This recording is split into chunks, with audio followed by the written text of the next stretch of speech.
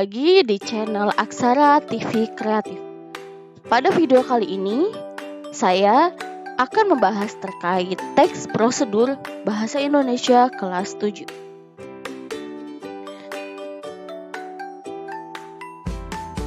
Tujuan pembelajaran. Pertama, setelah pembelajaran ini, peserta didik diharapkan mampu menangkap isi teks prosedur, menentukan simpulan teks prosedur, dan membuat simpulan dari teks prosedur yang telah disajikan. Pertama, sebelumnya, apa sih pengertian teks prosedur? Teks prosedur merupakan teks untuk memberikan petunjuk agar seseorang dapat melakukan sesuatu pekerjaan secara tepat. Entah itu petunjuk cara membuat, cara melakukan, cara melaksanakan, dan sebagainya. Ciri-ciri teks prosedur. Nah, ciri-ciri teks prosedur terdiri dari panduan langkah-langkah yang harus dilakukan. Pasti selalu ada panduan langkah-langkahnya. Tapi sebelum panduan dan langkah-langkah itu, terdapat penjabaran alat dan bahan dan tujuan dari si yang membuat teks itu apa gitu. Tujuan untuk misalnya membuat kain batik, itu kan tujuannya untuk membuat kain batik. Terus yang kedua, aturan atau batasan dalam hal bahan atau kegiatan dalam melakukan kegiatan. Yang ketiga, isi kegiatan yang dilakukan secara urut. Gitu. Jenis-jenis teks prosedur.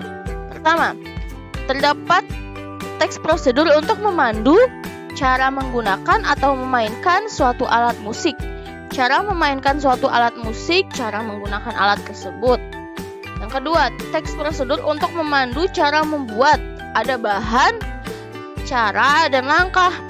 Dan yang ketiga, teks prosedur untuk memandu cara melakukan sebuah kegiatan, seperti cara menari, cara melakukan senam, dan lain-lain. Nah, strukturnya terdapat dari tujuan, ya, penjabaran kenapa teks tersebut dibuat. Yang kedua, bahan. Yang ketiga, alat. Dan yang keempat, langkah-langkah atau urutan untuk melakukan, misalnya cara membuat batik, urutan untuk membuat batik itu terdapat di langkah-langkahnya. Contohnya nih seperti ini nih. Judul dan tujuan. Kan pertama kita membuat batik tulis. Nah, tujuannya untuk proses pembuatan batik tulis adalah proses yang membutuhkan teknik, ketelitian, dan kesabaran yang tinggi. Batik sebagai warisan budaya yang agung perlu kita lestarikan dengan latihan yang tekun dan semangat melestarikan budaya. Kita dapat belajar membuat batik tulis. Nah, rincian dan bahannya selanjutnya. Nih, ini kita harus sebelum itu kita harus merinci dulu bahan dan alat yang dibutuhkannya. Selanjutnya, langkah-langkahnya. Pertama kita harus siapkan kain mori sutra untuk membuat batik. Terus setelah motif selesai dibuat, sampilkan atau letakkan kain pada gawangan dengan posisi melebar supaya mudah dibatik.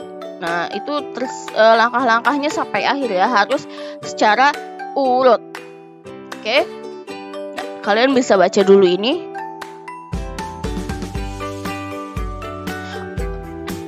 Selanjutnya, ada kaidah kebahasaan yang akan saya unggah di video selanjutnya ya. Simak sampai habis. Terima kasih. Jangan lupa subscribe.